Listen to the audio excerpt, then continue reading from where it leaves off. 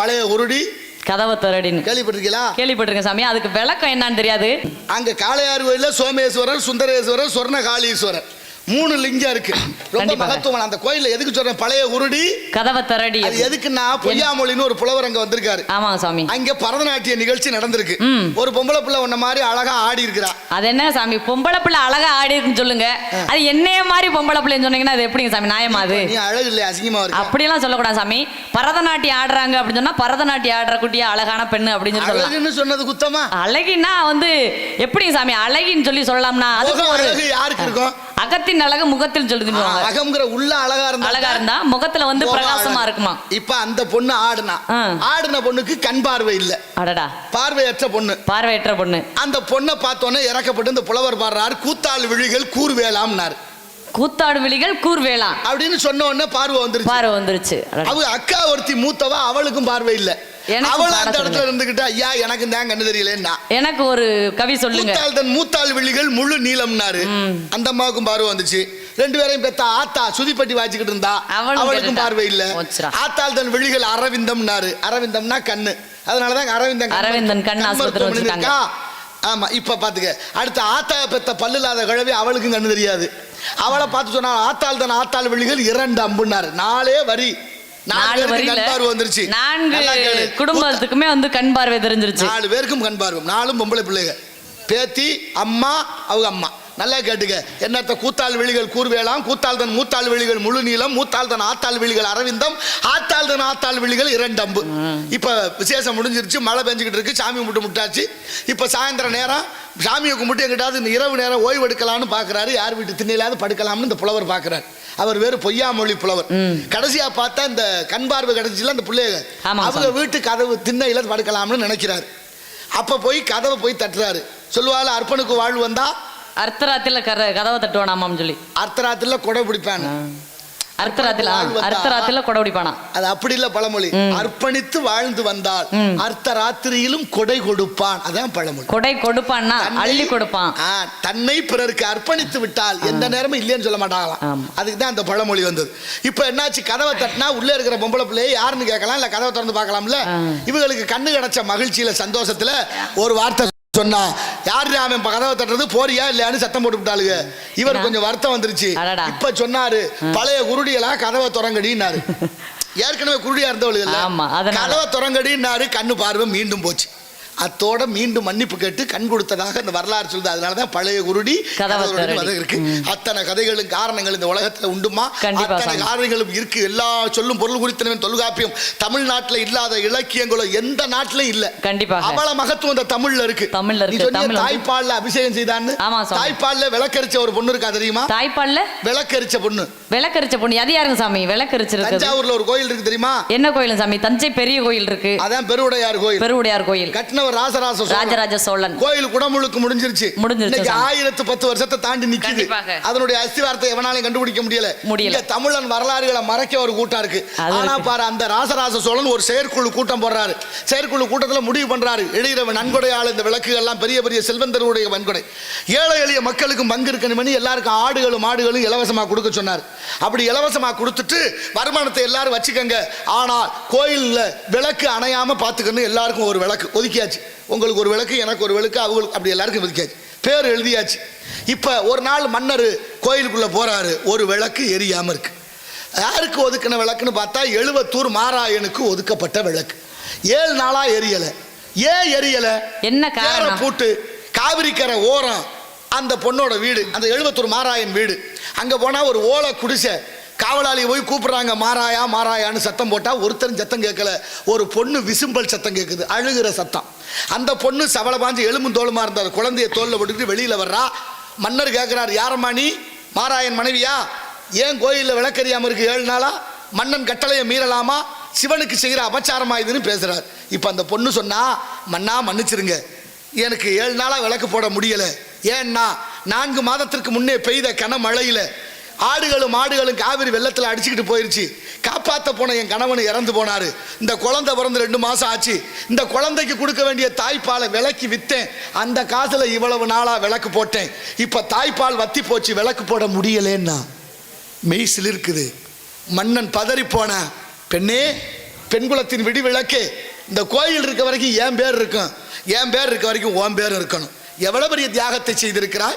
குழந்தைக்கு கொடுக்க வேண்டிய தாய்ப்பாலை விலக்கி வித்த புண்ணியவதியே, உன் குழந்தைய அரண்மனை பார்த்துக்கிறோம், உன்னை அரண்மனை பணிப்பெண்ணாக்குன்னு சொல்லிட்டு அந்த கோயிலில் இன்னைக்கும் கல்வெட்டு இருக்கான்.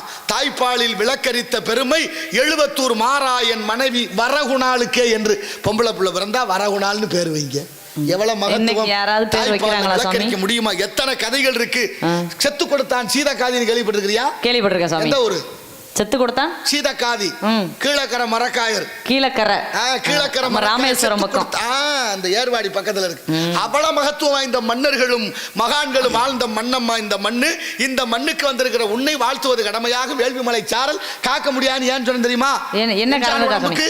என்ன சாமி? என்சான் உடம்புக்கு இல்ல என்ன காரணத்துக்காக நீங்க காக்க முடியாதுன்னு சொல்லி சொல்லுவீங்க? அதைத்தான் சொல்ல. எங்களோட குல மரபுப்படி நாங்க வந்திருக்கோம், அதை காக்க முடியாதுன்னு சொல்லி எப்படிங்க சாமி சொல்லுவீங்க? என்ன சுரச கடலை காத்தா முடியல, அசமுகி மலையை காத்தா முடியல, அதுபோல கருவை திதி காத்தா முடியல, 60,000 வருஷம் விஸ்வாமித்திர மகர்ஷி தவத்தை காத்திருந்தார் முடியல, வாளாலே கோட்டை கட்டி அனுமன் என்ற ஆஞ்சநேய பெருமா ராம லட்சுமணன் 2 பேரும் வச்சு காத்தாரு முடியல.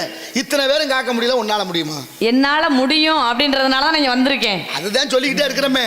கல்வர் பெரிதா காப்பார் பெரிதான் என்ன சொன்னேன்? காப்பான் கல்வன் தான் பெரிது. திட்டம் போட்டு திருடுற கூட்டம் திருடிட்டே தான் இருக்கு, சட்டம் போட்டு தடுக்கிற கூட்டம் தடுத்துக்கிட்டே தான். திருடனை பார்த்து திருந்தா விட்டால் திருட்டை ஒழிக்க முடியாது. இங்க பிள்ளை இங்கிலி விட்டு தொட்டிலையும் ஆட்டி விட்டு அந்த வேலை தான் நடக்குது. எதுவும் சுத்தமான வேலை, ஒரு முடிவான வேலை எதுவும் நடக்கல கிடையாது. புரியுதா இல்லையா? இப்ப பாரு, என்சான் உடம்புக்கு சிரசு பிரதானம், சிரசுக்கு இமை பிரதானம், கண்களுக்கு இமை பிரதானம். இந்த இமையை தாண்டி கண்ணுக்குள்ள தூசு விழுதுரும். இங்க பாரு, நடக்கணும் நினைச்சா காலை தூக்குவோம், இல்லைன்னா நினைச்சா பேச்சு வரும், நுகரம் நினைச்சா மூச்சு வரும். இப்ப கையை தூக்கம் நினைச்சா கை தூக்கம் வரும். ஆனா கண்ணிமை அப்படி இல்ல, அது தானா மூடும், தானா பேரு அனிச்சை செயல்னு பேரு. அனிச்சை செயல். அதே மாதிரி தானா மூடக்கூடிய இமையை தாண்டி கண்ணுக்குள்ள தூசு விழுகுது, எப்படி காக்க முடியும்? எப்படி காக்க முடியும் அப்படின்னா அதுக்கு பாதுகாப்பு வந்து கண்டிப்பா வேணும், பாதுகாவலாக இருக்கணும். கண்ணை வந்து நம்ம எப்போ பார்த்தாலும் திறந்து வச்சுட்டே இருக்க முடியாது இல்லையா? அதுவா வந்து எப்படி சொன்னோம்னா ஆட்டோமேட்டிக்காக அது மூடிடும்.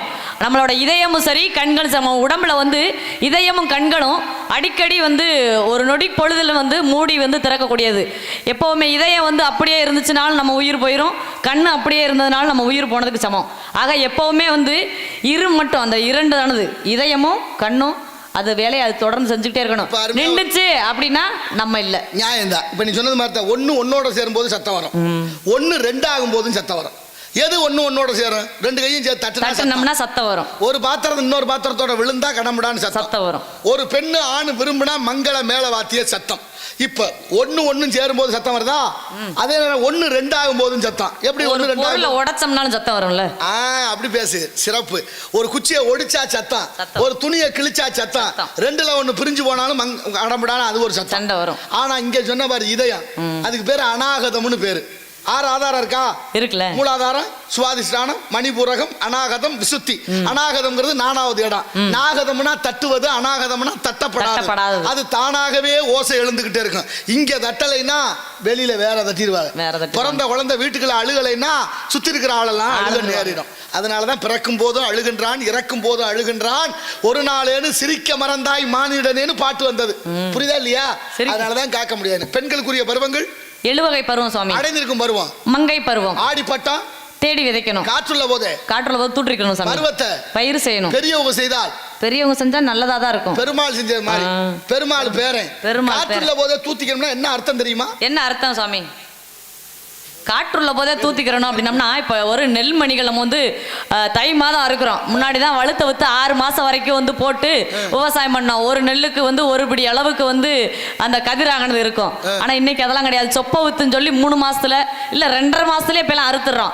அதுவும் அறுக்கிறதுக்கு ஆளுகள்லாம் தேவையில்லை, பூரா வந்து கதிர வேகமா மாறியதோ இந்த உலகம், எவ்வளவு வேகமா மாறியதோ இந்த உலகம், அவ்வளவு வேகமா உயிரும் போகுது. கண்டிப்பாக. சரி, இப்போ என்ன சொல்ல வர்ற? காற்றுள்ள போது தூத்திக்கிறணும். அதுக்கு எதுக்கு நெல்லு தூத்துற சொல்ல வர? நெல்லு தூத்துறோம்ல, காத்து இருந்தாதான் தூத்த முடியும். அப்படி சும்மா இருந்தா தூத்த முடியுமா? அது எப்படி சாத்தியமாகும்? காத்தே இல்லைன்னா சொலகால வீசின காலம் இருக்கு. சொலகால வீசுனது அந்த காலம். அப்படி இருந்தும் இயற்கை காத்து வரதானே செஞ்சு. இன்னைக்கு இயற்கை காத்து இல்லாம எத்தனையோ மக்கள் ஏசிலையும் ஃபேன்ல இருக்காங்களே. இல்ல அதையும் விட்டு இப்ப வண்டியை வயலுக்குள்ள விட்டா நெல்லு தனியா குப்பை தனியா வந்துருது. அப்ப அதுக்கு அந்த காத்து இயந்திர காத்து வருது. இயந்திர காத்து வருது. சொல்லல, காற்றுள்ள போது தூத்திக்கணும்னா இந்த உடம்புல உள்ள காத்து, காயமே இது பொய்யடா காற்றடைத்த பையடா. மாயனார் குயவனார் செய்த மண்ணும் பாண்டம் ஓடடா. பானை செய்யறவனுக்கு பல நாள் வேலை, உடைக்கிறவனுக்கு ஒரு வினாடி தான் வேலை. அது எவ்வளவு பெரிய சிரமம் பாரு. பானைனா பஞ்சபூதமும் சேர்ந்திருக்கு. இவ்வளவு தத்துவங்கள் இந்த உலகத்துல கொட்டி கிடக்குமா? ஒரு பானையை செய்யணும்னா மண்ணை நல்லா குழைச்சு அதை மிதிச்சு ஊற வச்சு அதுக்கு தகுந்தாற் போல மண்பானை செஞ்சு அதை வந்து வேக வச்சு அதுக்கப்புறம் தட்டி பார்ப்பாங்க. அப்படி ஒரு கலகலன்னு சத்தம் கேட்கும். அதுக்கப்புறம் தான் விற்பனைக்கே கொண்டு போவாங்க. பானைக்கு மட்டும் இல்ல, அதுக்கு அஞ்சும் சேருது. என்ன சேருது? மண்ணு, தண்ணி, அடுத்து காற்று, அடுத்த ஆகாயம்ங்கிற வெப்பம் தேவைப்படுது, நெருப்பு. இந்த அஞ்சும் சேருதா? நீர், நில, நெருப்பு, காற்று, ஆகாயம். நெருப்பு மட்டும்தான் தனித்துவம். நெருப்புக்குள்ள ஒரு பொருள் விழுந்தா நெருப்பாவே மாறும். ஆமா. ஆனா மத்ததெல்லாம் அப்படி இல்ல. தண்ணி மேல இருந்து வரும்போது தண்ணி தான் விழுகிற இடத்தை பொறுத்து தன்னை மாத்திக்கிறோம். அதுவும் சரிதான். கடல்ல விழுந்தா உப்பு நீராகும், சாக்கடையில விழுந்தா சாக்கடை நீராகும், கோயில்ல விழுந்தோம்னா புனித நீராகும். அந்த மாதிரி இருக்கிற இடத்தை பொறுத்து பூவோட சேர்ந்த நாரும் மனம் வரும் சொல்லுவாங்க இல்லையா? அந்த மாதிரி வெறும் வாழை மட்டை நாரை உரிச்சு மூந்து பார்த்தோம்னா வாட வராது. ஆனா அந்த பூவை கட்டி இருக்கும் போது அந்த வாழை மட்டையோட சேர்ந்த நாரும் மனம் பெறுமா? அந்த மாதிரி அது உண்மைதான். உண்மை ஏத்துக்க வேண்டிய விஷயம். நல்ல விஷயம் சொல்லும் போது ஏத்துக்க. நல்ல பரவாயில்ல, நான் என்னமோ ஏதோ நினைச்சேன், நீ நிறைய விஷயங்களை பேசுற. அப்ப தண்ணி எப்படி இடத்துல விழுந்தா இடத்துக்கு தகுந்த மாதிரி மாறுதோ அது போல காத்தும் அப்படித்தான். தெற்கே இருந்து வந்தா தென்றல், வடக்கே இருந்து வந்தா வாடை.